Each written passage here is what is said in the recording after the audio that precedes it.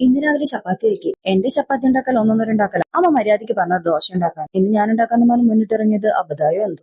ഞാൻ ചപ്പാത്തി പരത്തുമ്പോൾ ഒരു ഭൂപടത്തിലോട്ട് നോക്കുന്ന പോലെ ഇരിക്കും. എങ്കിലും തളരില്ല രാമ. ഇന്നെന്തോ അത്യാവശ്യം നല്ല രീതിയിൽ പരത്താൻ പറ്റി. ചപ്പാത്തിക്ക് കൂട്ട് എഗ് കറി ആയാലോ? ചപ്പാത്തി ഉണ്ടാക്കുന്ന നേരം കൊണ്ട് മുട്ട പുഴുങ്ങാനിട്ടു. എന്തായാലും മുട്ടക്കറി ഉണ്ടാക്കാൻ സവാള, തക്കാളി, വെളുത്തുള്ളി, പച്ചമുളക് ഇത്രയും എടുത്തു.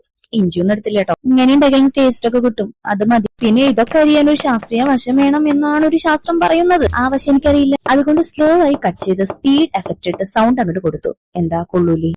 അപ്പോഴേക്കും കുഞ്ഞിന്റെ കുറുക്ക് ഭാഗം കൊടുക്കുന്ന ടൈമായി. അത് റെഡിയാക്കി. എന്നിട്ട് നാത്തൂനെ ഏൽപ്പിച്ചു. പിന്നെ വീണ്ടും മുട്ടക്കറി ഉണ്ടാക്കൽ സ്റ്റാർട്ട് ചെയ്തു. അയ്യോ, തീയും പുകയും കൂടുതലാണോ എന്തോ. അപ്പോഴൊരു പാട്ട് കേട്ടത്. ഇതാണ് ഇവിടുത്തെ പരാതിപ്പെട്ടി. സോറി, പരാതിക്കുട്ടി. ഇന്നത്തെ പരാതി ഇതായിരുന്നു. എന്തരോ എന്തോ.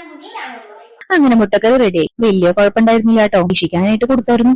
ഇത് ബാലവേലൊന്നുമില്ല കേട്ടോ. അമ്മ പെറുക്കി കൊണ്ടുപോയിട്ട് ഒരു ഭാഗത്ത് കൂട്ടിയിട്ടത് ഈ കുരുപ്പുകൾ എടുത്തു കൊണ്ടുവന്ന് നടുമുറ്റത്തിട്ടു. അത് തിരിച്ചു കൊണ്ടുപോയി വെക്കുന്നത്. അമ്മയ്ക്കാണെങ്കിൽ മുറ്റത്തൊരു ഇല പോലും വീണെടുക്കുന്നത് ഇഷ്ടമല്ല. തിരുവോണം കഴിഞ്ഞതിന് ശേഷം എന്റെ മോനും കിട്ടി. പനിയും ചുമയും. അതിന്റെ ഒരു വാശിയും ദേഷ്യവും ആൾക്കുണ്ട് താൻ. ഇന്ന് പിങ്കുന്റെ ഫ്രണ്ടിന്റെ വീട്ടിൽ പോകാൻ ഒരു പ്ലാൻ ഉണ്ടായിരുന്നു. അതിനുവേണ്ടി ഒരു ചെറിയ മേക്കപ്പ് ആവാലോ. ഹെയർ സ്റ്റൈലാണ് ഏറ്റവും കൂടുതൽ ബുദ്ധിമുട്ട്. നിങ്ങൾ കാണുമ്പോൾ വിചാരിക്കും ഈ ഹെയർ സ്റ്റൈലാണ് ഞാൻ പോയതെന്ന്. പക്ഷെ ഈ ഹെയർ സ്റ്റൈലല്ല ഞാൻ പോയത്. ഒരുപാട് തവണ അഴിച്ചും കെട്ടിയും ലാസ്റ്റ് ഞാൻ എല്ലാം കൂടെ വാരിക്കെട്ടി ഒരു ഹെയർ സ്റ്റൈലിലും. അതാണ് മിക്കപ്പോഴും ഉണ്ടാവുക. അങ്ങനെ ഞങ്ങൾ രണ്ടാളും റെഡി ഫ്രണ്ടിന്റെ വീട്ടിൽ ഇറങ്ങി. ഞങ്ങൾ എപ്പോ വന്നാലും ഈ ഗേറ്റ് അടഞ്ഞാൽ എടുക്കാം.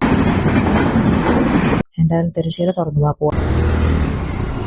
അങ്ങനെ ഞങ്ങൾ പാലവും പുഴയും കല്ലും മുള്ളും നിറഞ്ഞ റോഡുകളിൽ കൂടെ ഈ ഫ്രണ്ടിന്റെ വീട്ടിലെത്താനുള്ള ശ്രമത്തിലാണ്. ഡ്രൈവിംഗിൽ നരസിംഹമാണെന്ന് അവൾ സ്വയം പറയുന്നുണ്ടെങ്കിലും ഇങ്ങനെയുള്ള സമയങ്ങളിൽ എന്നെ നടത്താറാണ് പതിവ്. ആ റെഡ് കളർ ചുരിദാറാണ് ഫ്രണ്ട്. പേര് ശില്പ. അവിടെ നിന്ന് ഞങ്ങൾക്ക് മാങ്ങുപ്പിലിട്ട് കിട്ടി. നല്ല ടേസ്റ്റ് ഉണ്ടായിരുന്നു. അങ്ങനെ അവിടെ നിന്ന് ശില്പ ചേച്ചിനും പോക്കി ഞങ്ങൾ പുറത്തേക്ക് ഇറങ്ങി. ഷാപ്പിലെ ഫുഡിന്റെ രുചി പറഞ്ഞു കേട്ട് ലാസ്റ്റ് ഷാപ്പിലെ ഫുഡ് കഴിക്കാൻ വേണ്ടി പോയതാ. പക്ഷെ മൂഞ്ചി പോയി. ഷാപ്പ് അടച്ചു കളഞ്ഞു. ആ ചലിപ്പൊന്നും ഞങ്ങളുടെ മുഖത്തില്ലല്ലോ. പിന്നെ കുറച്ചു നേരം കറങ്ങി പ്രകൃതി ഭംഗിയൊക്കെ ആസ്വദിച്ച് വീണ്ടും ഞങ്ങൾ അവിടെ നിന്ന് തിരിച്ചു. അവിടെ നിന്ന് ഞങ്ങൾ യാത്ര ഒരു മോന്താൽ എന്ന് പറയുന്ന ഒരു സ്ഥലത്തേക്കാണ്. ഒരു പാർക്കും പിന്നെ ഒരു പുഴയും ബോട്ടിങ്ങും എല്ലാം ഉള്ളൊരു സ്ഥലമാണത്. ഞങ്ങൾ ഈ തീവണ്ടിയിലാണ് സുഹൃത്തുക്കളെ പോയത്. അങ്ങനെ ഞങ്ങൾ വീണ്ടും തീറ്റയിലേക്ക് കടന്നു. അവിടെയും ഉപ്പിട്ടതായിട്ടുണ്ടായിരുന്നു. അതിന്റെ ഉള്ളിൽ നിന്ന് ഓരോരുത്തരും ഓരോ ഐറ്റംസ് ആയിട്ട് എടുത്തു. വയറ് പണി തരുമോ ഇല്ലയോ എന്ന് അറിയത്തില്ല. അങ്ങനെ അവിടെ നിന്ന് കുറെ നേരം ബോട്ടിങ്ങും കാര്യങ്ങളൊക്കെ കണ്ടു. ഇതിപ്പോ അടുത്ത റെസ്റ്റോറന്റ് ആണ്. അവിടെ നിന്ന് ലോഡർ ഫ്രൈസും വാങ്ങിച്ചു. ലോഡർ ഫ്രൈസ് എന്ന് പറഞ്ഞിട്ട് ഒരു ലോഡില്ലാതെ കൊണ്ട് വെക്കുന്നതിൽ ചീസ് അവിടെ പോയി. അവരെ നമ്മളെ പറ്റിച്ചു ഗൈസ്. എന്തായാലും അതും അകത്താക്കി. ലാസ്റ്റ് ഒരു ലൈമും കുടിച്ച് ഞങ്ങൾ അങ്ങോട്ട് അവസാനിപ്പിച്ചു. അപ്പൊ എത്രയേ ഉള്ളൂ. Okay, bye, thank U.